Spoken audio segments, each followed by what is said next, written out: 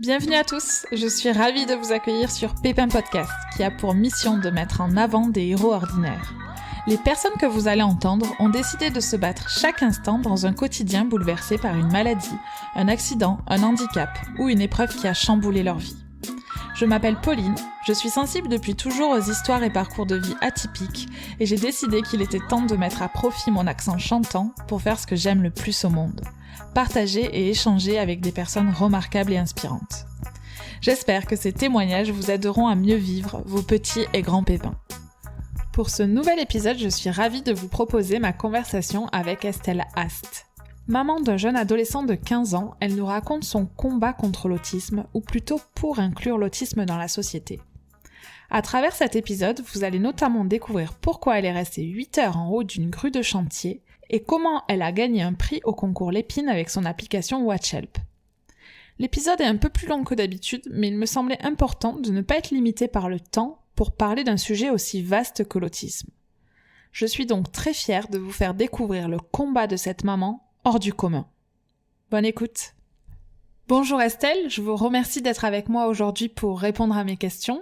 Alors, pour préparer cette rencontre, j'ai eu la chance de lire votre livre et je dois vous avouer qu'en le lisant, j'ai ressenti pas mal de colère face aux injustices auxquelles vous avez dû faire face durant toutes ces années avec votre fils.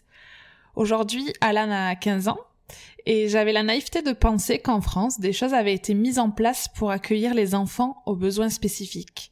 Et je me suis rendu compte que ce n'était pas si simple que ça. Alors la première question qui m'est venue à l'esprit, c'est comment, après avoir traversé toutes ces injustices et épreuves, vous arrivez à rester optimiste et bienveillante vis-à-vis de notre société ? Alors, je pense que ma grande chance, c'est que je suis une éternelle optimiste. Donc, j'ai aussi eu la chance pendant toutes ces années de faire de très belles rencontres.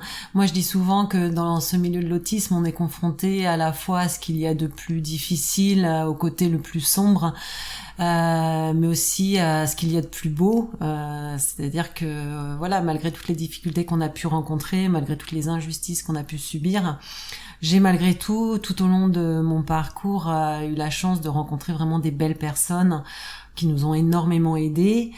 Moi, j'ai aussi découvert ce qui est réellement l'autisme, le fonctionnement des personnes autistes. Et c'est vraiment ce qui m'a fait tenir pendant toutes ces années. Et c'est ce qui fait que je garde toujours espoir, quoi qu'il arrive.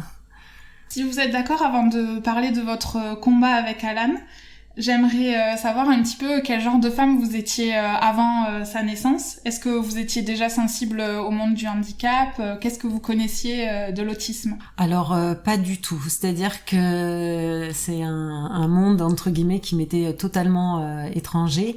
Je n'avais personne dans ma famille concernée, ni dans mes amis.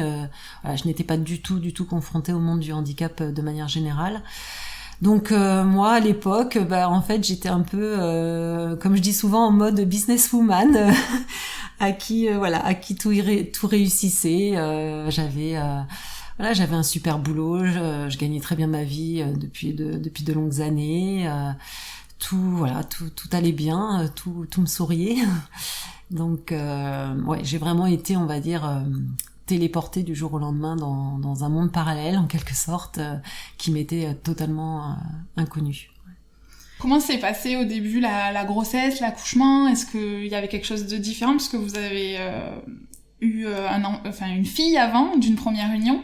Donc oui. Est-ce que vous avez perçu des différences déjà à ce stade-là ? Alors en fait, moi ma grossesse s'est particulièrement très bien passée, il y a aucun souci de ce côté-là, l'accouchement pareil, tout s'est passé normalement et j'ai envie de dire tout allait hyper bien jusqu'aux 18 mois d'Alan. Voilà, c'est-à-dire que Alan était un enfant qui se développait tout à fait normalement.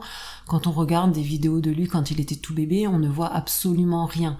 La seule chose qu'on pouvait détecter, mais que je ne savais pas à l'époque, c'est qu'il ne pointait pas du doigt. C'était la seule chose effectivement qu'il ne faisait pas. Mais en dehors de ça, c'était un bébé hyper souriant, très éveillé, qui commençait à parler, etc. Et c'est vers l'âge de 18 mois où effectivement il y a eu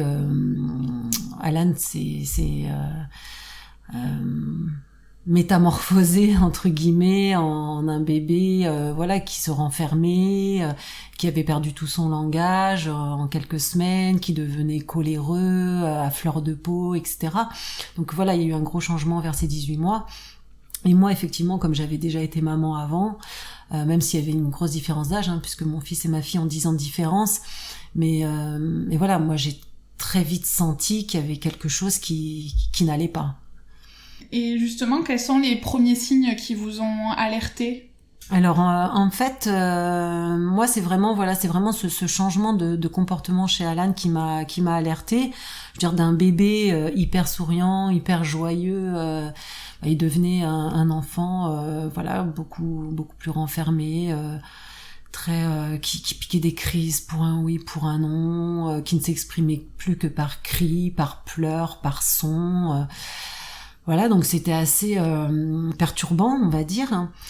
Et Alan en fait se retrouvait souvent dans les extrêmes, c'est-à-dire que il y avait plus vraiment de juste milieu, c'est-à-dire que soit il était anormalement calme, il s'allongeait par terre à regarder le plafond, à ne rien faire, soit il devenait complètement ingérable en fait. Donc il était souvent dans ces extrêmes-là.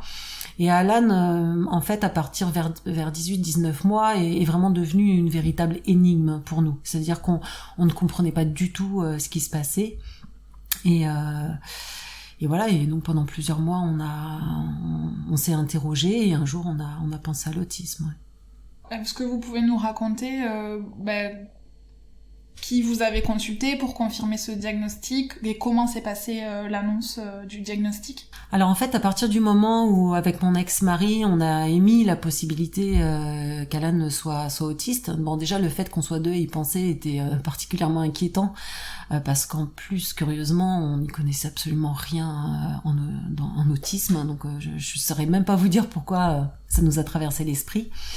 Enfin, en tout cas, à partir de ce moment-là, moi, j'ai passé énormément de temps sur les réseaux sociaux. Et voilà, et en fait on m'a conseillé de m'adresser à l'hôpital de la Grave à Toulouse, voilà, pour obtenir confirmation. Et à ce moment-là, on m'a annoncé donc 1 an et demi d'attente pour avoir un premier rendez-vous. Et là j'ai complètement halluciné. Je me suis dit mais c'est une blague. Moi, ça faisait plusieurs mois que je n'arrêtais pas de me torturer l'esprit en me disant mais qu'est-ce qui se passe ? Qu'est-ce qu'a mon fils ? Je comprends pas. Enfin, je n'arrivais plus à communiquer avec lui. Enfin, j'étais dans un état pas possible. Et on m'a annoncé, on était en train de me dire madame, vous devez attendre 1 an et demi avant qu'on puisse vous recevoir. Alors que la situation était invivable, quoi. Mais c'est exactement, voilà, ça devenait complètement invivable. Donc là, j'étais complètement choquée. En plus, elle me précisait qu'il fallait 6 mois de plus pour obtenir vraiment le diagnostic final, puisque c'est 3 rendez-vous au total, donc étalés comme ça en gros sur 2 ans. Donc j'ai trouvé ça complètement mais scandaleux, inadmissible, inhumain, tout ce que vous voulez. Enfin, je suis passée par tous les états.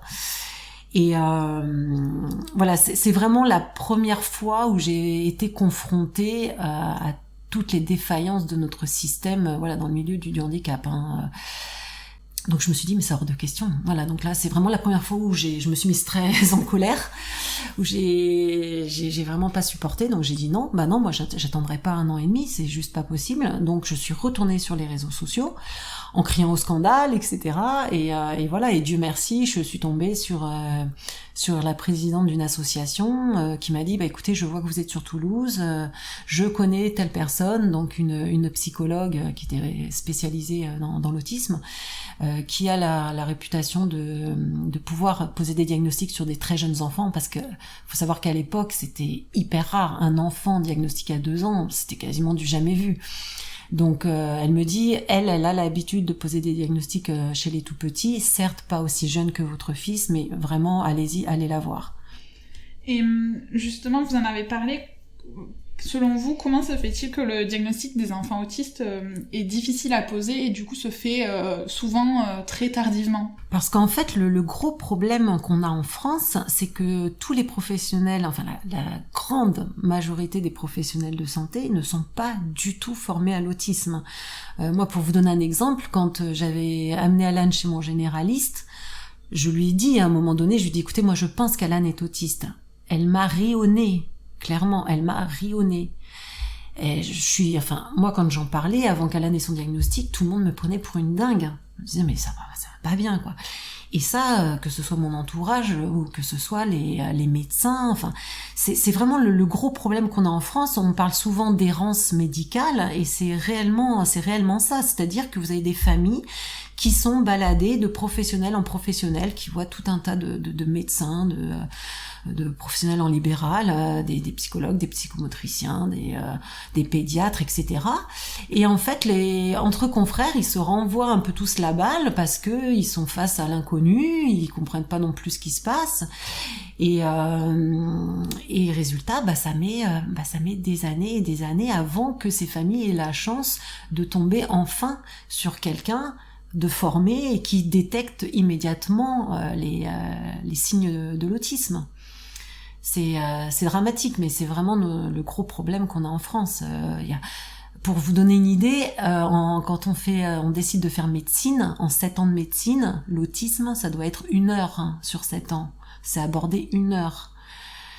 Voilà. Donc à partir de là, on a compris, quoi. Est-ce que vous connaissez les chiffres? L'autisme, ça représente combien de personnes aujourd'hui en France à peu près? Alors c'est estimé à 700 000 personnes en France, dont environ 120 000 enfants. Mais ce n'est qu'une estimation, puisque l'autisme, c'est une naissance sur 100, donc il y a à peu près 8 000 enfants qui naissent autistes chaque année, mais la majorité ne sont pas diagnostiqués, donc ça reste une estimation en fait.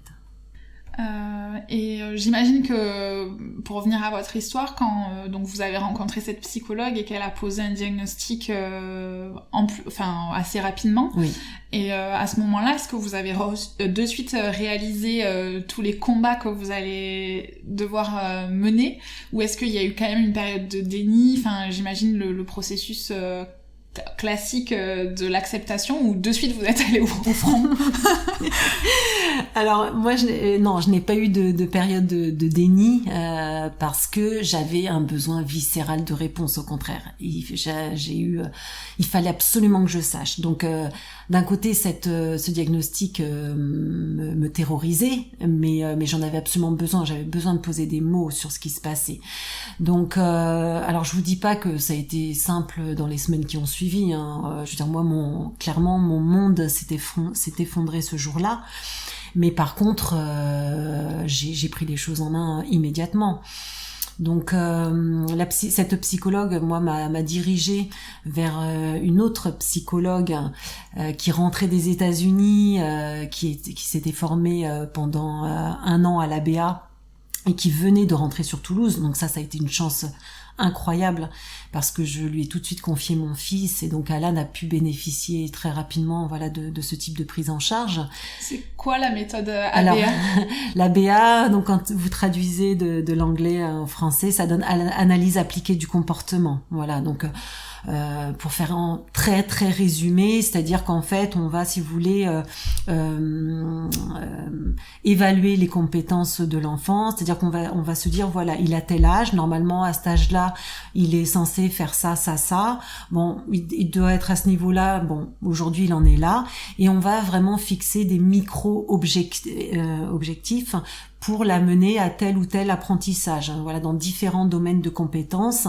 C'est du comportemental, c'est une prise en charge éducative, c'est ce qu'on appelle l'apprentissage dans la répétition. Voilà, ce sont des enfants qui en général apprennent beaucoup mieux dans la répétition.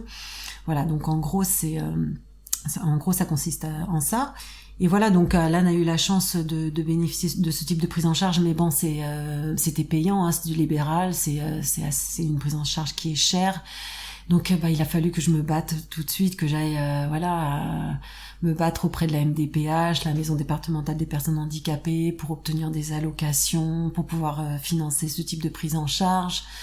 Et en parallèle, moi je me suis énormément documentée moi sur internet pour comprendre et savoir où je mettais les pieds. En fait, j'avais besoin de savoir, mais en fait, c'est où suis-je? C'est quelle est la situation de l'autisme en France? À quoi je vais être confrontée? Et quand j'ai fait cet état des lieux, j'étais complètement effarée, vraiment, parce que oui, j'ai très très vite réalisé, moi pour le coup, qu'on avait effectivement 40 ans de retard par rapport à beaucoup de pays. Ouais. Et quel conseil vous donneriez aux parents qui viennent d'apprendre que leur enfant est atteint d'un trouble du spectre autistique ? Alors, moi, si j'ai des conseils à donner, en fait, j'en aurais pas mal. Moi, je pense effectivement que la première chose, c'est de bien se documenter, de comprendre dans quel univers on est.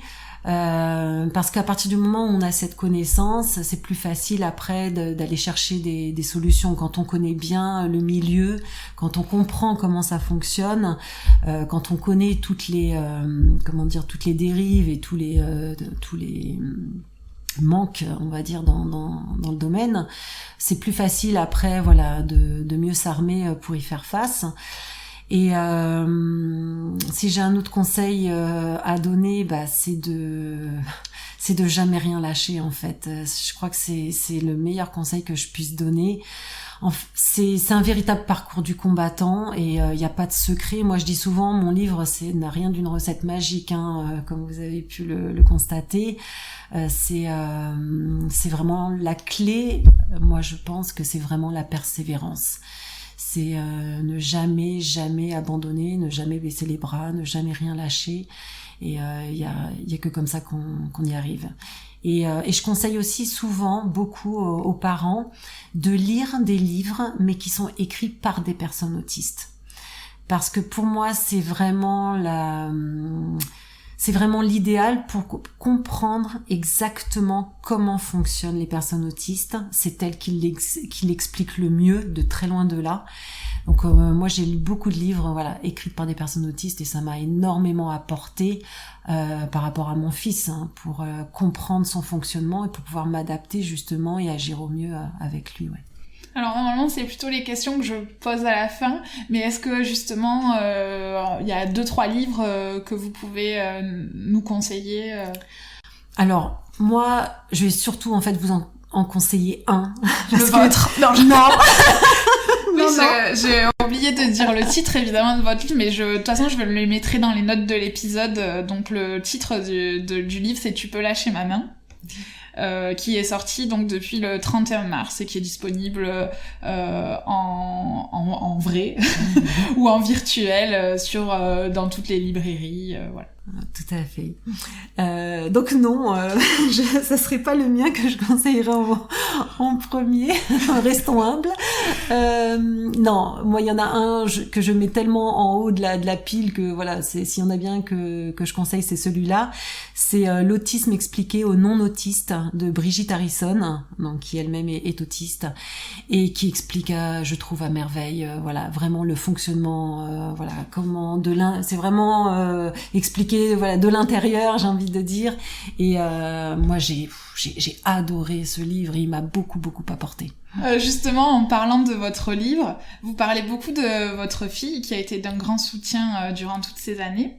Est-ce que vous vous souvenez comment vous lui avez expliqué la particularité de son frère et quels conseils donneriez-vous aux parents pour arriver à gérer justement une fratrie malgré le handicap, ou avec le handicap plutôt ? Alors, en fait, je n'avais pas spécialement les mots au départ, c'est-à-dire que pendant les premiers temps,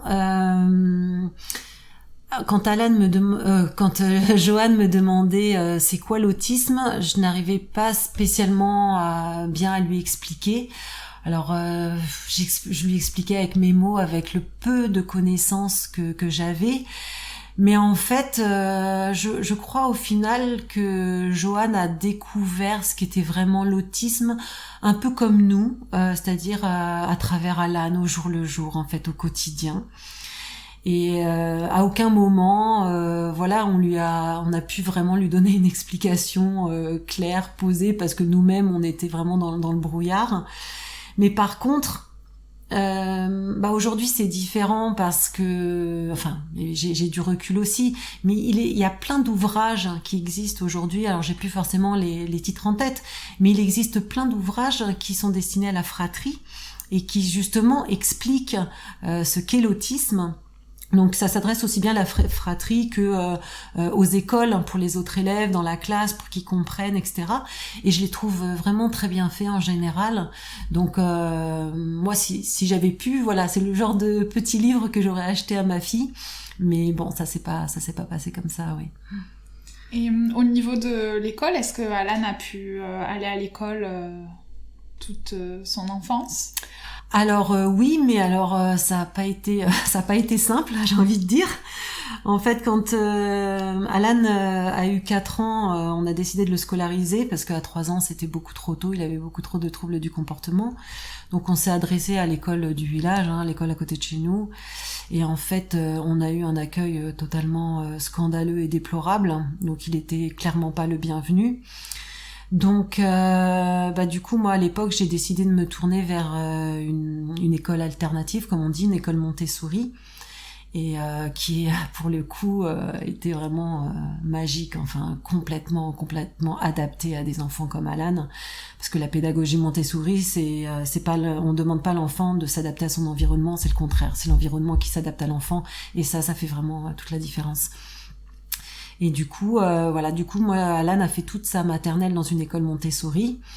Donc, je vous cache pas que ça nous a coûté très cher, parce que ça a un coût. En plus, c'est moi qui recrutais, qui payais l'AVS, l'auxiliaire de vie scolaire, qui accompagnait Alan en classe. Donc, ça nous a coûté une fortune. Ça, plus la prise en charge, bien sûr, la prise en charge ABA à côté. Enfin, voilà. Et voilà, moi de toute façon, enfin j'ai comme je vous ai dit, moi j'étais prête absolument à tout pour offrir le meilleur à Alan. Donc on a fait ce qu'il fallait et par contre quand il est passé en CP, là j'ai préféré le mettre en milieu ordinaire dans une école classique.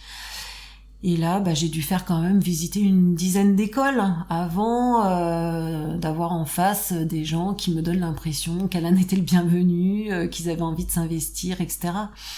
Et Dieu merci, j'ai fini par tomber sur une école privée avec une directrice vraiment très humaine, adorable, et où ça s'est très bien passé, qui a accepté que je recrute et que je paye moi-même mes AVS parce qu'il était hors de question que j'accepte que le rectorat m'envoie absolument n'importe qui, une personne non formée, ou ça c'était hors de question.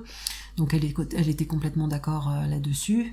Et puis voilà, et puis Alan a continué sa scolarité comme ça, mais bon, comme je le raconte dans le livre, ça a été quand même très chaotique parce que à un moment donné, Alan a été sur le point d'être déscolarisé et il a quand même fallu que je monte sur une grue pour empêcher ça, quoi. Donc ça a été quand même très très compliqué.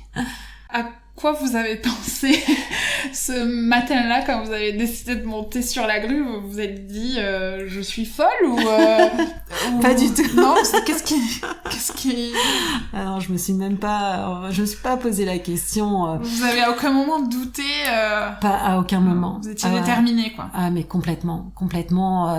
En fait, il faut, pour le comprendre, je pense qu'il faut remettre dans le contexte, c'est-à-dire que il s'était déjà passé plusieurs années, puisque c'était en 2014. Et moi, ça faisait donc des années et des années que je me battais tous les jours pour tout, et pour mon fils et pour les familles, parce que j'étais aussi très investie auprès des familles. J'avais monté une structure de prise en charge sur Toulouse. J'étais représentante d'une association sur toute la région Midi-Pyrénées, etc. Enfin bon, donc des témoignages dans tous les sens de situations catastrophiques, j'en avais à l'appel. Donc, si vous voulez, il y avait tout ce contexte. Et quand moi en fait, ce qui s'est passé, c'est que j'ai appris en récupérant mon fils à la sortie de l'école, j'ai appris par son AVS, qui, entre-temps, c'est une personne que moi j'avais recrutée, mais que finalement le rectorat avait embauchée. Donc elle était sous contrat pour le coup avec le rectorat. Et j'ai appris ce jour-là que son contrat se finissait dans 2 mois. Voilà. Non, même pas. Il se finissait dans 1 mois, il restait 2 mois d'école. Donc quand j'ai appris ça, si vous voulez, je me suis dit, mais c'est une blague, enfin c'est pas possible, il reste 2 mois d'école, mais elle peut pas partir. Puis Alan avait absolument besoin de sa présence pour être scolarisé. Donc en fait, j'ai appelé le rectorat mais en étant encore très optimiste, très limite naïve, en me disant bon, on va trouver une solution. Et puis la personne qui a décroché m'a littéralement envoyé balader. Elle a été limite odieuse. Elle m'a dit mais oui, écoutez, c'est comme ça, c'est la loi. Débrouillez-vous avec l'école. Point barre. Voilà, fin de l'histoire. Donc pour ne pas l'insulter, je lui ai raccroché au nez, mais j'étais dans un état de colère, hein, mais je vous explique même pas.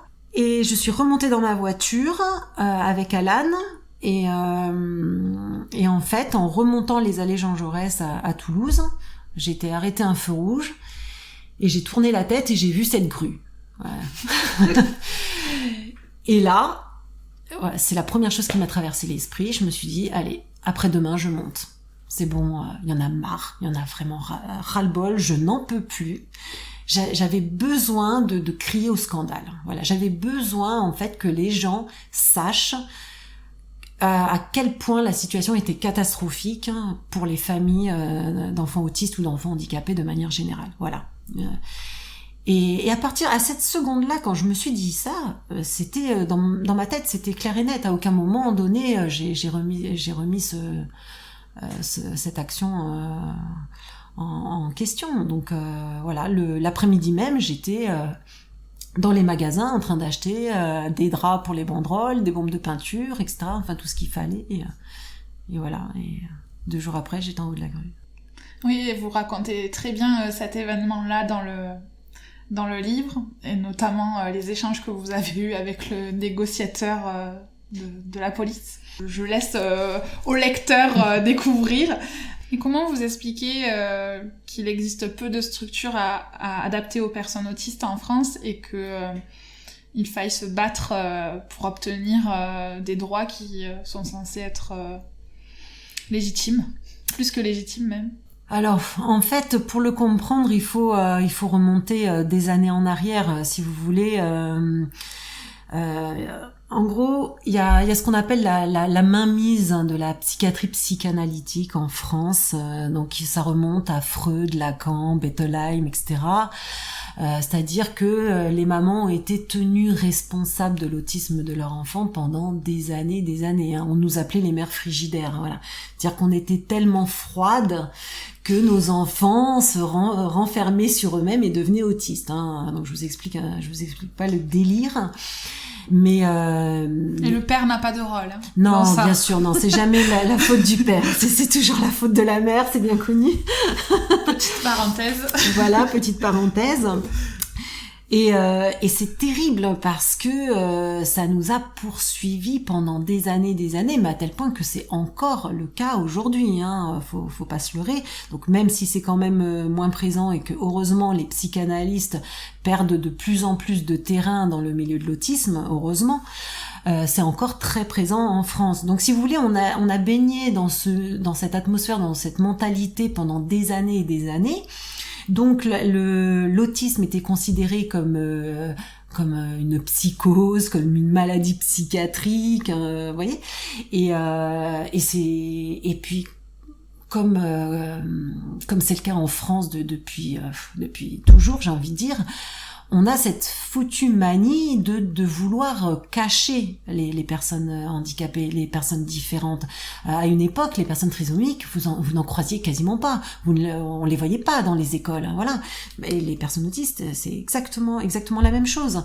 Donc on a créé toutes ces institutions, tous ces milieux fermés, les hôpitaux de jour, ces milieux qu'on appelle protégés où ils travaillent, où les gens handicapés travaillent pour une misère et où ils sont tous parqués dans un même établissement. Enfin, moi, j'appelle ça clairement de la ségrégation. Hein, oui, on les isole et on les mélange absolument pas à la société. Voilà, il n'y a aucune volonté de les intégrer en milieu ordinaire. Et ça, c'est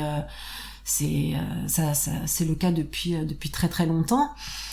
Donc ça bouge petit à petit, mais on est encore très très loin de ce qui peut se passer dans les pays voisins. Hein. Oui, j'allais vous demander, est-ce que vous avez connaissance ou constaté que dans d'autres pays, ça fonctionne différemment ? Ah bah, complètement. Alors, si vous prenez par exemple le cas de la scolarisation, vous prenez des pays comme la Norvège, comme l'Islande, l'Italie, l'Espagne, le Portugal, il y a la quasi-totalité des enfants autistes qui sont scolarisés. Quand on parle de l'emploi, par exemple, en France, il y a 0,5% des adultes autistes qui ont accès à l'emploi. 0,5%. Vous prenez un pays comme l'Australie, on est à 43%. Vous voyez, enfin, on est vraiment dans les derniers de la classe. C'est pour ça que je dis qu'il y a encore vraiment du boulot. Autre sujet, il me semble vers l'âge de 10-12 ans, vous me dites si je me trompe, Alan manifeste un besoin d'autonomie. Et en a marre que vous soyez constamment derrière son dos. Vous inventez donc une solution technologique qui, depuis sa création, a reçu beaucoup de prix, notamment le plus connu du grand public, le concours Lépine. Est-ce que vous pouvez nous expliquer quelle est cette invention ? Oui, tout à fait. Donc c'est l'application WatchHelp. Je l'ai inventée pour mon fils au départ. Donc effectivement, Alan, vers 10 ans, avait pris conscience de son handicap, de sa différence, et clairement il le vivait pas bien du tout. Et du coup, en fait, l'avantage, c'est que il avait envie d'être comme tout le monde, en fait.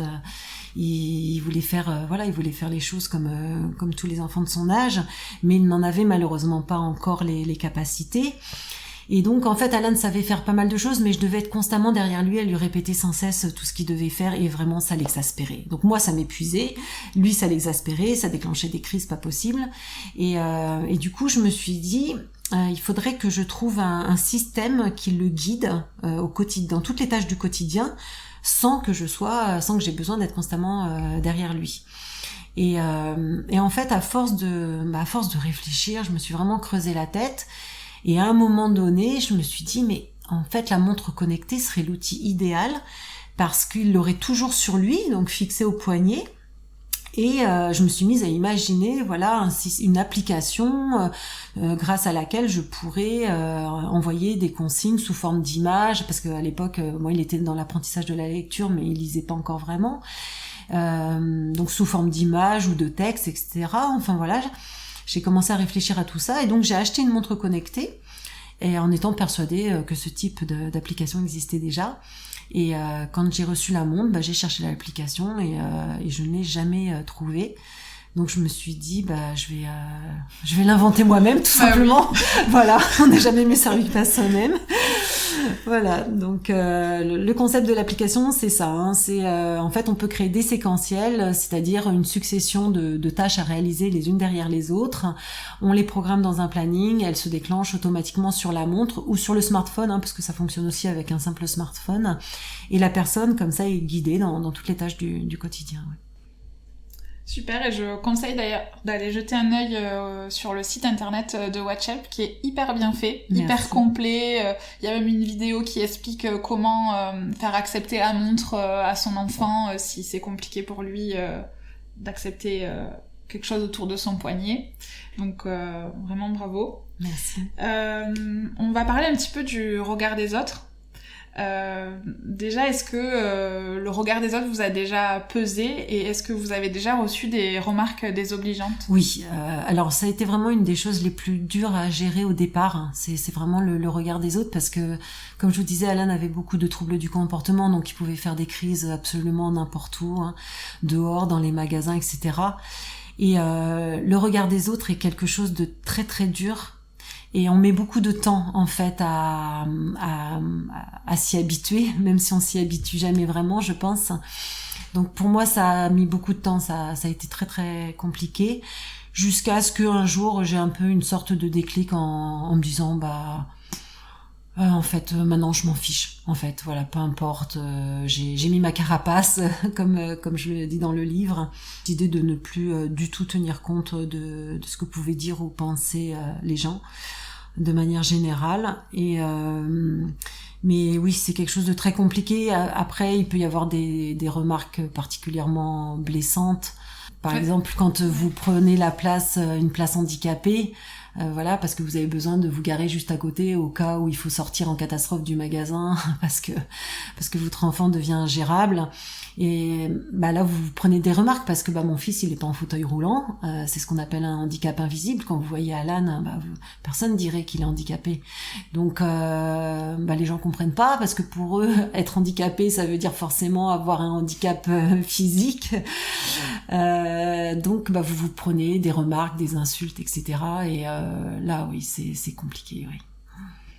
Et quelles sont les idées reçues sur l'autisme qui vous agacent le plus ou que vous avez entendues le plus fréquemment ? Alors moi personnellement, je ne supporte pas l'expression dans sa bulle. Oui. Alors je peux le comprendre, puis je dis ça aussi avec beaucoup de recul. C'est une expression qui ne me choquait pas du tout à une époque, mais aujourd'hui j'ai vraiment du mal avec je trouve ça très très très cliché. Le fait que tous les autistes Asperger soient des génies, c'est très cliché. Non, tous les Asperger ne sont pas des génies. Il y en a qui ont vraiment beaucoup. Il y en a beaucoup qui ont des facultés particulières. Mais bon, c'est loin d'être le cas de tout le monde. Et puis les parents d'enfants Asperger qui nous écoutent seront tout à fait d'accord sur le fait que ce sont des enfants qui ne sont pas du tout faciles à gérer non plus au quotidien. On se rend pas compte de ce qui traverse également. Après oui, des clichés, il y en a tellement. C'est peut-être aussi un peu dû au film Rain Man. Je crois que j'ai l'impression que c'est que c'est un peu la seule référence des gens en général. Mais moi, je crois que ce qui m'embête le plus, c'est que on a l'impression que les gens en fait mettent les personnes autistes dans deux catégories. Soit c'est des génies, soit c'est des autistes sévères qui ne sont pas capables de quoi que ce soit, qui se balancent, qui regardent pas les gens, qui n'ont aucune empathie. Alors ça fait vraiment partie des clichés. Soi-disant, les personnes autistes ne ressentent rien, n'ont aucune empathie. Enfin, moi, ça me fait bondir quand j'entends ça. C'est malheureux, mais c'est pour ça que il y a vraiment besoin de casser un peu tous ces clichés et je sais pas trop par quel moyen, mais de communiquer, de faire des reportages, des émissions, etc. pour changer le regard des gens. Et moi, j'espère, c'est aussi pour ça que j'ai écrit ce livre, j'espère vraiment que ça contribuera à casser ces clichés, à changer les regards. Mais c'est vrai qu'il y a pas mal d'enfants autistes qui ont du mal avec la communication verbale. Oui. Même avec la communication tout court, si je me trompe pas. Oui. Et je pense qu'on a l'image, si une personne ne parle pas, c'est qu'elle est bête. C'est ça. C'est qu'elle ne réfléchit pas, c'est qu'elle ne pense pas. Oui, c'est aberrant. Et c'est aberrant. C'est aberrant parce que vous avez des enfants non-verbaux qui savent lire. Qui savent compter, qui savent écrire. Je veux dire, ça n'a rien à voir. Le fait qu'ils ne soient pas verbal ne veut absolument pas dire que ce ne sont pas des enfants intelligents. C'est même des fois des enfants hyper intelligents qui ont une mémoire absolument incroyable. Enfin, on sous-estime énormément les capacités des enfants autistes, quel que soit leur niveau d'autisme. Je veux dire, Alan, quand il était petit, tout le monde était convaincu qu'il était ce qu'on appelle autiste sévère. Et c'est vrai que en soi, il correspondait effectivement à ce que tous les professionnels appellent l'autisme sévère. Mais moi, ce qui me dérange en fait dans ces termes, c'est qu'à partir du moment où vous dites un enfant autiste sévère, c'est un peu comme si vous le condamnez. C'est-à-dire... Oui, j'allais dire, il n'y a pas de possibilité d'évolution du diagnostic, c'est un instant T, et puis c'est comme ça toute sa vie. Voilà, c'est ça. C'est terrible. C'est un peu réducteur, quoi. Ah, mais complètement. C'est votre enfant, est autiste sévère, il ne parlera jamais, il ne fera jamais ci, il ne fera jamais ça, etc. Enfin, c'est terrible, parce qu'en plus, malheureusement, il y a beaucoup de familles qui prennent ce genre de discours pour argent comptant, donc comment voulez-vous qu'elles se battent après et qu'elles fassent tout pour faire progresser leur enfant? Donc c'est vraiment des diagnostics qui condamnent.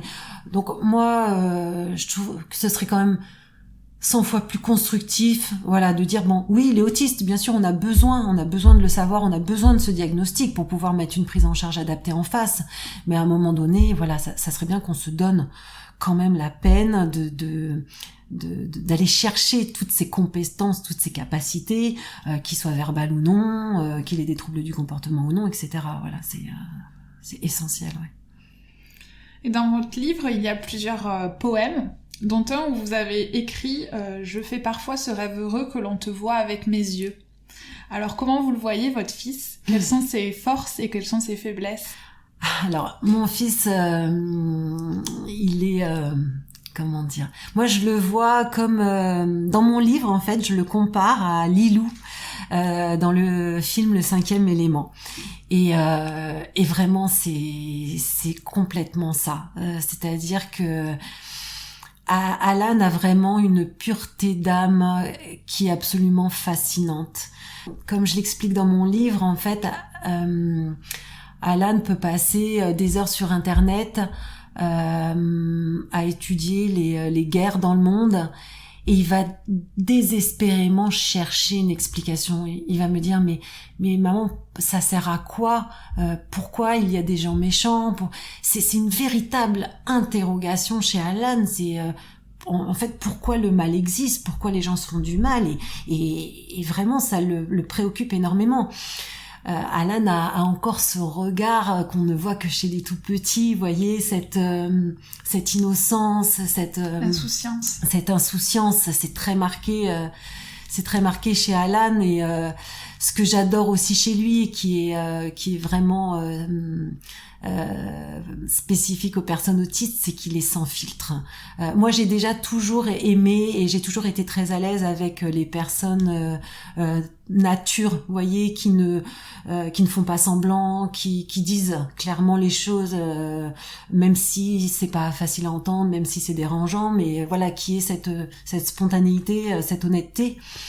Alors avec Alan, j'ai envie de vous dire, là c'est du puissance 1000. C'est-à-dire que Alan ne triche pas, Alan ne ment pas, Alan, il dit toujours les choses, mais vraiment comme il le pense, comme il le ressent. Donc vous savez que quoi qu'il arrive, même si ça fait pas plaisir, vous savez que c'est à 200% honnête. Voilà, c'est-à-dire que quand il me dit maman, sors de ma chambre, j'ai envie d'être tranquille, bon bah voilà, ok, c'est clair, c'est net, il a pas envie de me voir, il a envie d'être tranquille, ok. Quand il me dit je t'aime, quasiment tous les soirs avant de s'endormir, eh ben je sais que ça, voilà, ça sort du fond du cœur, et c'est pas parce que le lendemain il a envie de me demander, il y a aucun calcul, voilà. Et pour moi, Alan, il est vraiment merveilleux, il est fascinant, ouais. C'est touchant. Et si je peux revenir sur qu'est-ce qui aujourd'hui lui pose le plus de problèmes dans notre société ? Alors, ce qui lui pose le plus de problèmes, je dirais que ce sont les personnes qui ne vont pas prendre en compte ses spécificités. Voilà, c'est-à-dire que alors ça peut partir d'un bon sentiment, mais il y a plein de personnes qui, en pensant bien faire, vont l'aborder et vont agir avec lui comme si il n'était pas autiste. Voyez, donc ça part d'un bon sentiment, mais ah non, mais pour moi c'est une personne, un enfant comme les autres. Bah non, en fait, Alan n'était pas un enfant comme les autres, n'est pas un adolescent comme les autres, et ce ne sera jamais un adulte comme les autres. Ça veut absolument pas dire que voilà, c'est mieux, moins bien, il est comme il est. Moi, je le trouve merveilleux comme il est, mais je pense que c'est important pour tout son entourage que les personnes prennent vraiment en compte ses spécificités, parce que sinon Alan, ça peut le mettre en difficulté, ça peut le déstabiliser, il peut se sentir incompris, il peut se sentir frustré, et c'est ça qu'Alan, c'est ça qui peut poser problème à Alan. Donc comme moi je dis, comme je l'explique dans mon livre, Alan a soulevé des montagnes pour en arriver là où il est aujourd'hui. C'est-à-dire c'est pas que moi, c'est pas que sa sœur, c'est pas que tous les professionnels qui l'ont entouré. Il y a une part de travail et de volonté chez lui absolument incroyable, absolument énorme. Donc en fait, moi je dis, voilà, Alan, il a tout fait pour s'intégrer à notre société, pour trouver sa place dans notre monde. Donc j'aimerais bien, voilà, maintenant aux autres aussi de faire ce chemin vers lui. Voilà, c'est pas que dans un sens. Donc c'est important pour qu'ils se sentent bien, que les gens prennent en compte toutes ces particularités et agissent en conséquence. Ouais. On lui tende la main. Oui, ouais. Il peut lâcher la vôtre, mais aux autres de lui tendre la main. Exactement, tout à fait. On arrive bientôt à la fin de mes questions. Est-ce que vous avez des regrets concernant le combat que vous avez mené avec votre fils ? Alors, très clairement et objectivement, je n'ai absolument aucun regret, sauf un seul. C'est par rapport à ma fille. C'est vrai que moi, je me suis séparée du père d'Alan, il n'avait que 6 ans. Donc, on s'est retrouvés tous les 3. Et ma fille a joué un rôle vraiment crucial dans toute cette histoire. Elle m'a énormément aidée. Ça a été je dis toujours, ça a été ma plus précieuse alliée dans tout ce parcours. Et sans que je lui demande quoi que ce soit, c'est-à-dire Joanne, elle a un cœur énorme et elle a toujours fait spontanément. Elle a toujours eu ce besoin de me protéger, de prendre soin de moi. Et pareil avec son petit frère.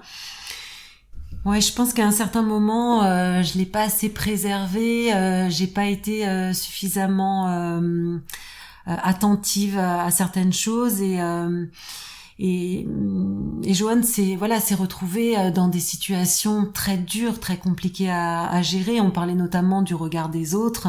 C'est vrai qu'elle l'a vécu à plusieurs reprises dans la rue avec son petit frère. Elle a vécu les crises, etc. Le regard des autres, c'était vraiment très très dur pour elle.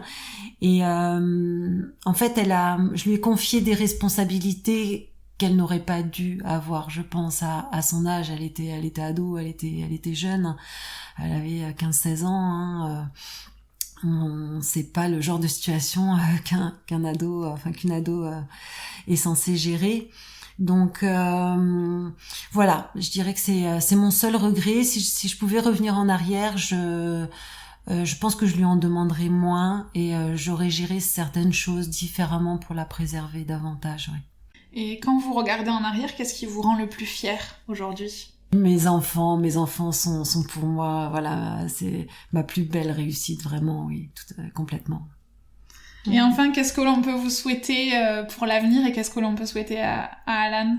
Alors, ce qu'on peut souhaiter à Alan, j'ai envie de dire, c'est qu'il continue sur sa lancée, parce que c'est vrai que aujourd'hui Alan est autonome, il a commencé les stages professionnels, donc tout ce qu'on peut lui souhaiter, c'est qu'il continue, que plus tard il ait son métier, son appart, qu'il soit heureux avant tout, comme je dis souvent, l'autonomie est synonyme de liberté et c'est la plus belle chose qu'on puisse souhaiter à son enfant, et c'est vraiment ce que je souhaite avant tout à Alan.